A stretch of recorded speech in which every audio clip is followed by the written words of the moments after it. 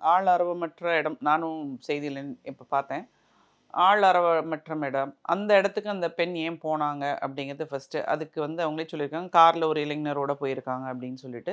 2 பேருமே college first year படிச்சாங்கன்னு அதுல வந்த செய்திகள்ல வந்த தகவல் தான் இது. இந்த மாரி இஷ்யூஸ் வந்து இது புதிதல்ல. நெறைய இந்த மாரி நடந்துட்டு இருக்குது.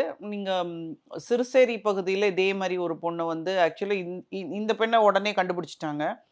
சிறுசேரி பகுதியில அந்த பொண்ணு வந்து வேலை முடிஞ்சு தனியா நடந்து போகும்போது, அது ஃபுல்லா காடு மாரி இருக்கும் அந்த ஒரு இடத்துலலாம். அந்த இடத்துல பாலியல் வன்கொடுமை பண்ணி அத புதர்ல ஆ கொலை பண்ணி போட்டிருந்தாங்க. அது 3 நாள் கழிச்சு தான் அந்த பாடியவே கண்டுபிடிச்சாங்க. ஸோ இது என்னன்னா, நாம வந்து ஜாக்கிரதையா இருக்கணும். இப்போ வந்து ஒரு ம் கராத்தே தெரிஞ்சவங்களா இருக்கட்டும், ஏதாவது மார்ஷியல் ஆர்ட் கத்துக்கிட்டவங்க கூட, ஒரு வயசுக்கு அப்புறம் அவங்களால தனியா போயி இளைஞர்களோட சண்டை போட முடியுமா? முடியாது. என்னால இது முடியும். இந்த இடத்த கடந்து என்னால போக முடியும். அப்படிங்கிற தைரியம் தைரியம் அதெல்லாம் குருட்டு தைரியமாலாம் இருக்கக்கூடாது. நம்ம நம்மளால செயல்முறையில முடியும் நம்மளால அப்படின்னு. முடியும் அப்படின்னா அங்க போகலாம்.